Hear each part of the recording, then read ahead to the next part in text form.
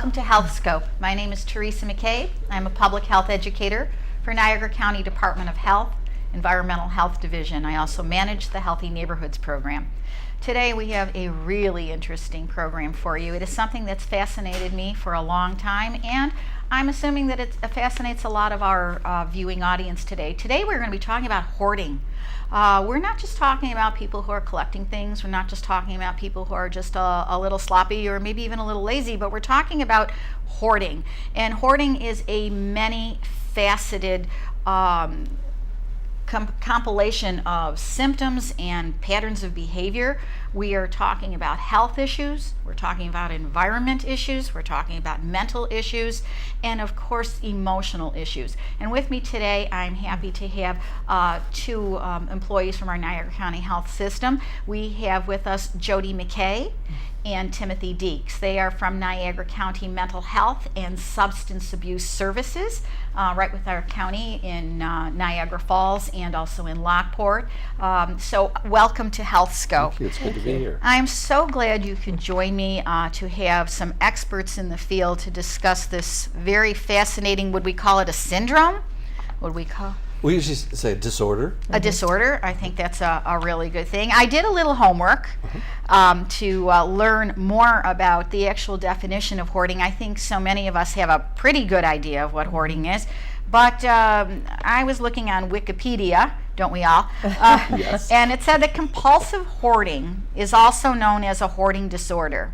It is a pattern of behavior that is characterized by excessive acquisition in the inability or unwillingness to discard large quantities of objects that cover the living areas of the home, and it causes significant distress or impairment. Wow.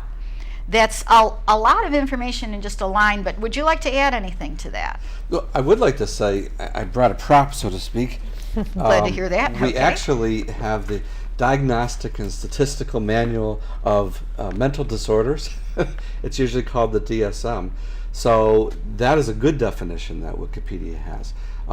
You actually can, this is what clinicians, medical doctors, psychiatrists, social workers like ourselves, that we have to use the criteria that are actually specified in this book. All right. To diagnose it. But that incorporates, that definition encapsulates some of those symptoms very well. Okay, well, that's good. The definition tells us a lot, and just as I said in our opening, this is not just a case of being lazy, somebody who doesn't want to take out the trash or somebody who's forgotten about their housekeeping. Right, very often it's the person, it's not that they just don't want to take the trash, they can't. They really, if the trash is what they're collecting, because different hoarders can collect different things.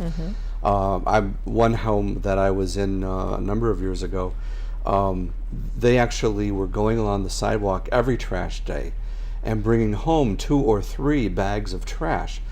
In their minds, there was valuable things in there, and someday they were going to go through those bags of trash. So they were collecting other people's trash and bringing them in their homes.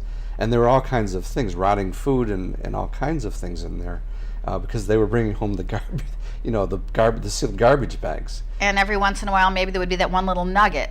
Well, they never no? got to that. Oh, they never got to that. Right. They just kept collecting the bags with full intention that they were going to go through them, but not able to. And so they ended up in their home with just a single lane through from the front door to the back door through the kitchen. Everybody else's trash. Oh my, that's a lot. That's a lot. Do you normally see just one person, or is this a family affair? The homes that I've experienced, it's typically been one person.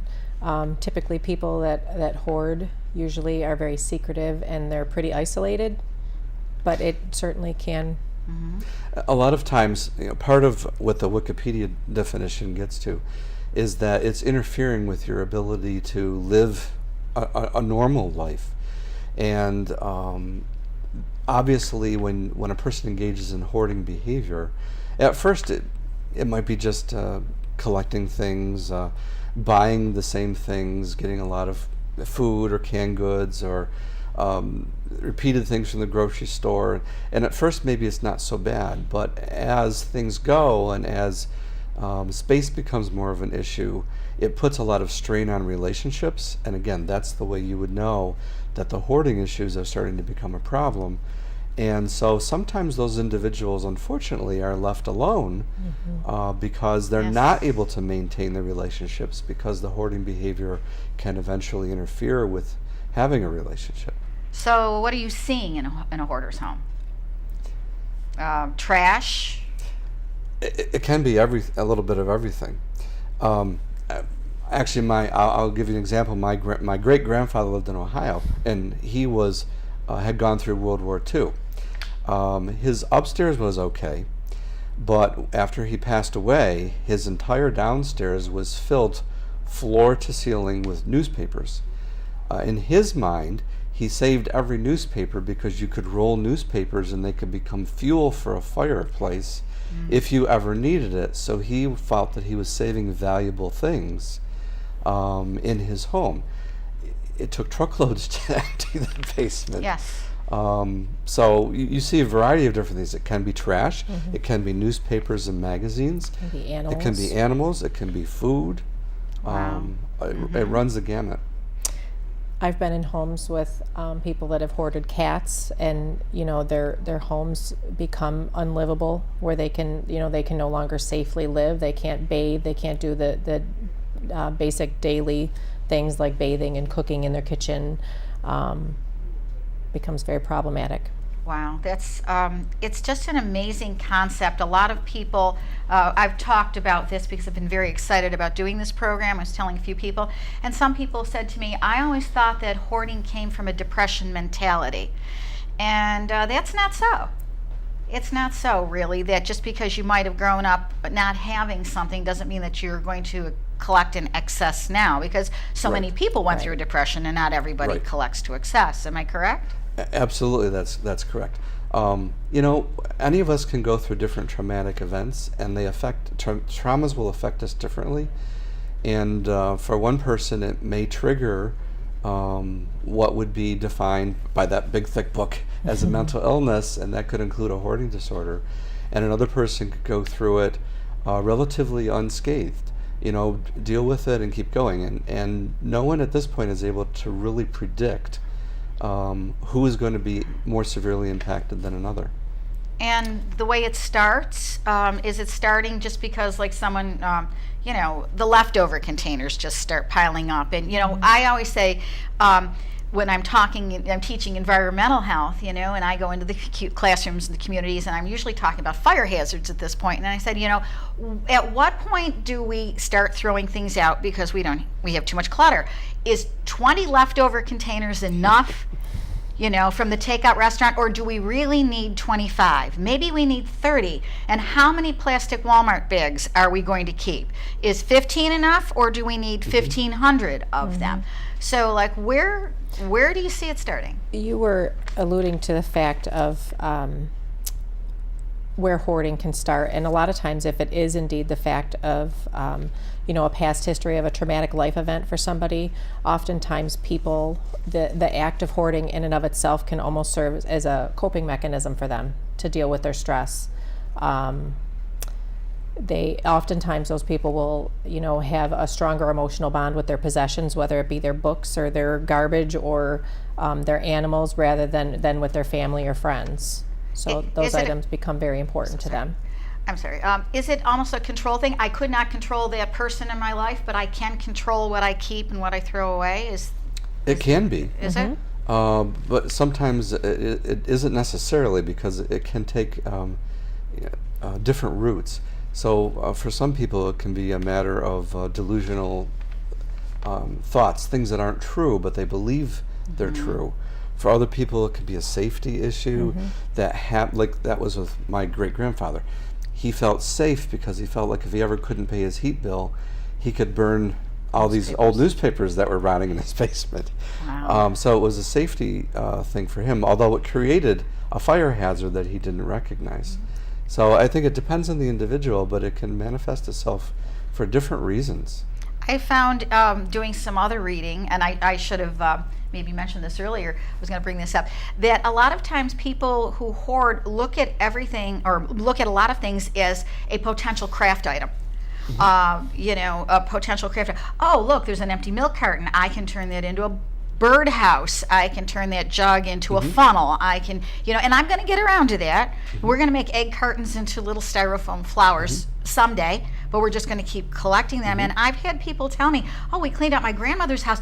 The whole closet was full of yarn.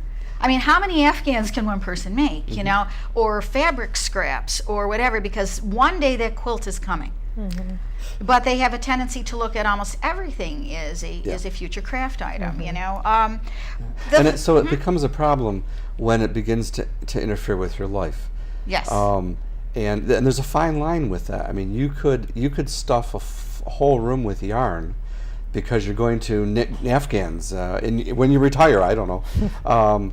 And if it's really not interfering with your life, if you've been able to afford that, and if it's not causing you financial problem, maybe you've collected it over time. But now if it's starting to cause problems with you and your spouse, if you no longer can keep it organized and can't contain, if you can't get in the room, if you never use it, you have to look at how is it affecting the rest of my life, and is it beginning to cause problems? Am I having relationship problems? Am I buying so much yarn because I can't stop buying the yarn that I'm starting to have financial problems, or I'm spending more time doing that rather than paying my bills or eating, or now I filled that room and now I'm starting to fill another. So you look at where does it cross that fine line from this is okay to now it's starting to create problems in other areas of my life. Jodi, you talked about being in hoarders' homes. They're masters of disguise, aren't they? The difference between the inside and the outside, maybe? Can you touch on that, about a person's Absolutely. physical appearance or the way the home might look?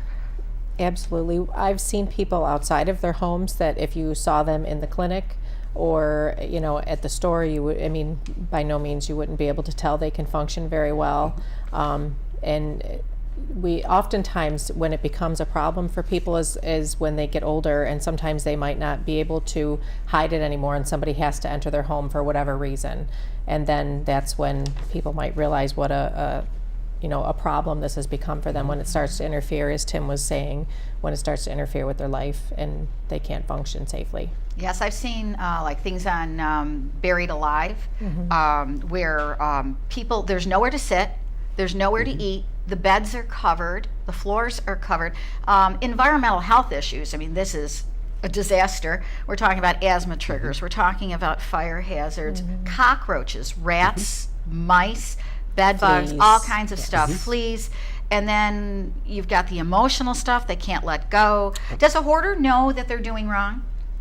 Do they know that it's bad behavior, or are they justifying all of it? I guess it depends on the person. Some individuals Oftentimes are bothered by it and don't feel that they can stop, don't feel that they can part with those belongings, whatever they may be. Other people, it's not an issue. Not an issue. Even if it's one path through their apartment, it might not be an issue in their minds. When someone's hoarding coincides with a mental health diagnosis, such as like obsessive compulsive disorder, oftentimes I don't think they would be as likely to realize the problem behind it, and they would be more apt to come up with justification for making their purchases, because they're kind of feeding that desire. They're filling an emotional void by making purchases or obtaining possessions. So I think that they might be more apt to justify it. I see. You talked about being in homes with cats. I've heard of people hoarding cats and bunnies and all kinds of animals. Can we talk about that a little bit, about animal hoarding or book